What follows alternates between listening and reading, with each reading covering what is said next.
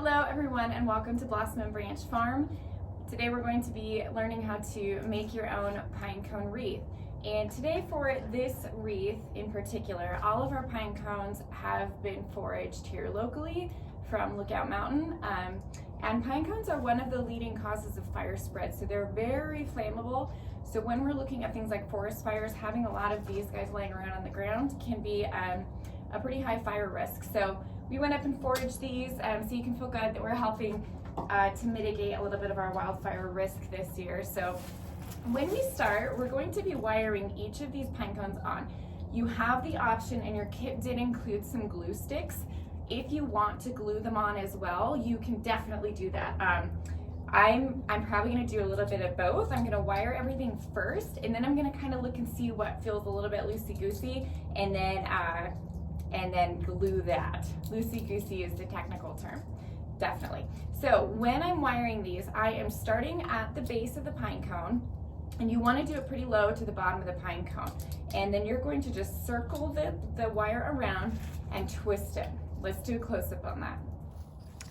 Okay, so here we have our pine cone, and here's our piece of floral wire that was included in your kit. So you're going to just take that floral wire, and I like to find the center of the wire to start, and then you can see I'm just wrapping around, like we said, the bottom part of this pine cone. So again, we don't want to do this up too high like up here, because then it's going to be wobbling all over the place. So I like to do 2 wraps around to make sure it's extra secure, and you're kind of weaving in between each of these little barbs of the pine cone. So you want that nice and tight around the base. So you can see it's pretty close, it's not way out here. That wire is really nice and tight. So the tighter you can get that wire, the less wobbly it's going to be. Okay, and then I'm going to bring the wire down on either side of the pine cone. So I like to have the wire one on this side and then one on the opposite side instead of both of them on one side, because again, if you have both of those wire pieces coming off right here, it's going to be a little bit wobbly. So we have one coming off each side. So we're just going to take our wire wreath base now, and we're going to thread this through. So I like to go through 2 rungs of the wire base to make it extra secure. Instead of just going through one of these, I go around 2, and then we're gonna flip it over so you can see what's going on with the construction, and make sure these are snuggled tightly together. If there's little gaps in it, don't really worry about it. You can come in and fill in later with more pine cones, or you can use other dried stuff if you want to. So we're just gonna twist this around really nice and secure down there on the bottom, and it's okay if you have some wire hanging loose. We'll just trim that off when we're done with the whole wreath. Okay, so that one feels pretty secure.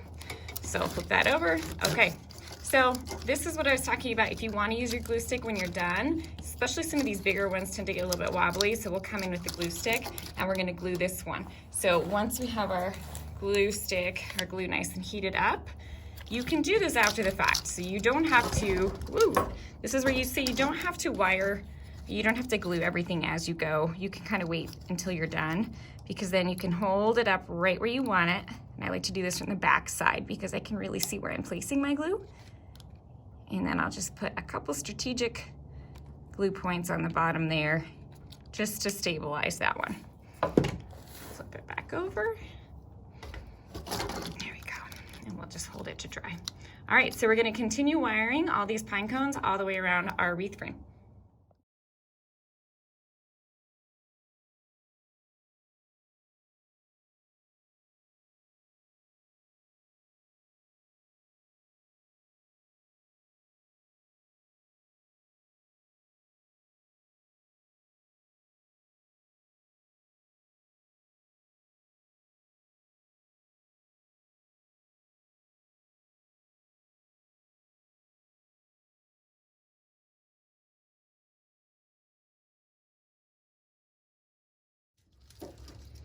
Okay, so now that we have our wreath mostly made, and I've tucked in some little pieces of evergreen sprigs, you can add in whatever items you want to. I'm going to take some of these dried elements that we have, and we're going to kind of tuck these in.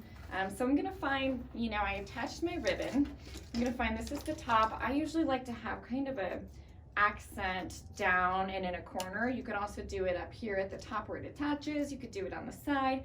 You can get creative with this part. So I am going to start by just putting this in without glue because I like to see how it looks first before I make it, you know, a real serious part of my wreath. Some of these straighter stick-like elements, it's nice to kind of put in on the side angle so that they're coming out, shooting out this way instead of straight out from the wreath. They're going at an angle. Just love using this lamb's ear because it's just really, it's soft and it's fuzzy. It's just kind of fun.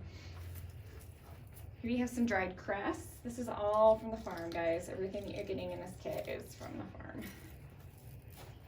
Here's some dried chocolate lace flower. When you're done with that, you can save the seeds from it if you want to plant it.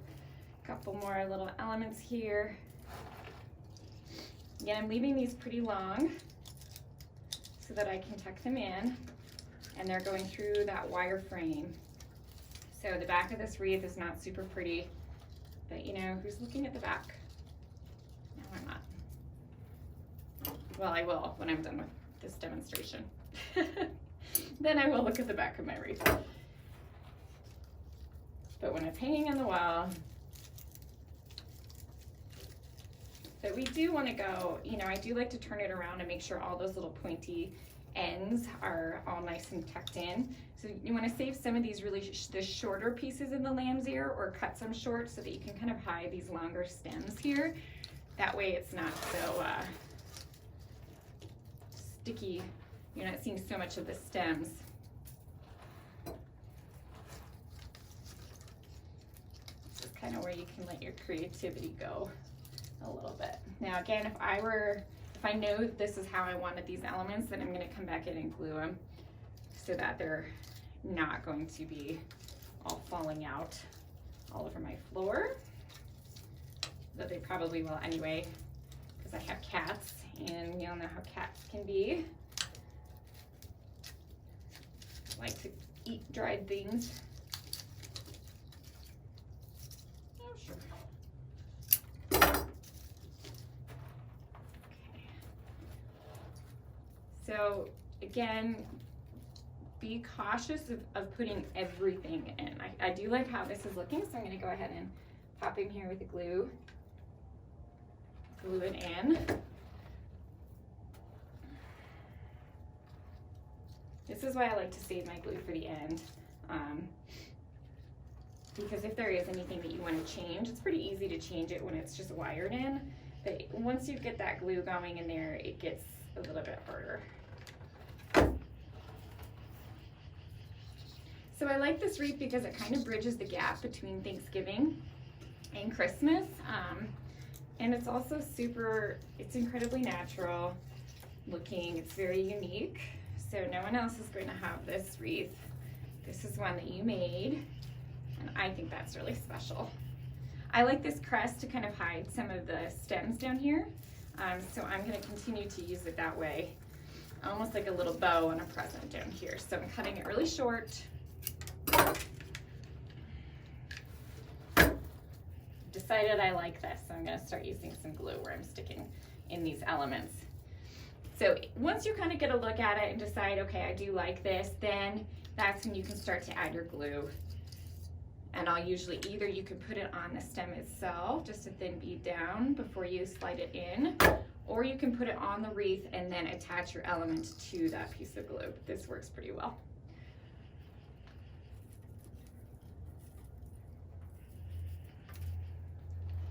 A bit more of our fuzzies, and I like to look from the top and kind of see. You can also hold it up against a wall and see how it's looking. I feel like I need one more element maybe coming out right here to balance this side. So I'm going to have something up here. Again, this is where your artistic side gets to come out and play. So let it do that. I'm going to take this little thin bead, slide it in, go. And that glue adheres really nicely to these lamb's ears. So I'm pretty happy with how that is going to stay. Let's do one more.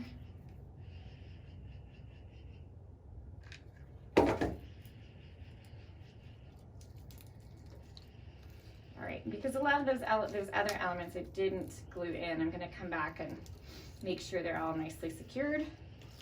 Take a little bit more of this crest so you can see if there's any spots that look like they need some filling in. And you could take, like we mentioned, you could take some of these dried pieces and kind of scatter them throughout the wreath if you wanted to kind of tie in some of these dried elements.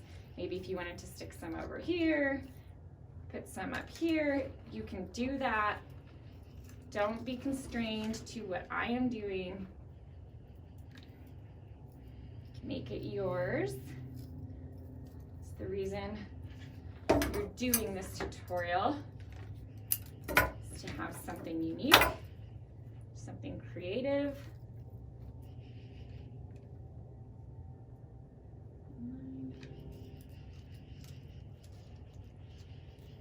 All right, let's see how these are all feeling. These are a little bit wobbly jobbly, so I'm gonna go in here and just run some glue beads kind of around the bottom to make sure these are fairly secure.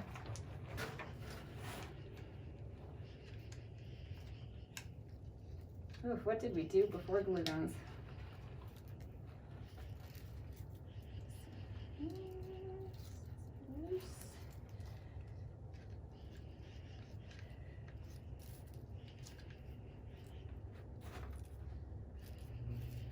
Okay, we feel good. So I just have a few pieces left, and if there's any other dried materials you find around your home, around your yard, try to look at them from a different light. You know, a lot of us just look at these things that we have to pick up at the end of the year and we look at it as a mess, but you can really make something beautiful out of it and keep those things out of the landfill. You know, I talk a lot about zero waste and not using, you know, not throwing our leaves in the landfill, not throwing our garden waste away as much as we can. And this is a place where you can do that.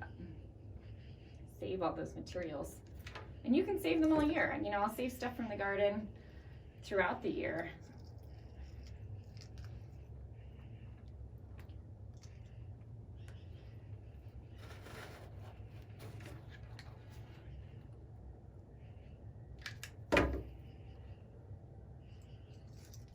Scattering some things in here if there's any bare spots.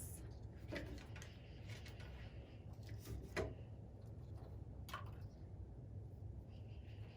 this little guy. Put him down here.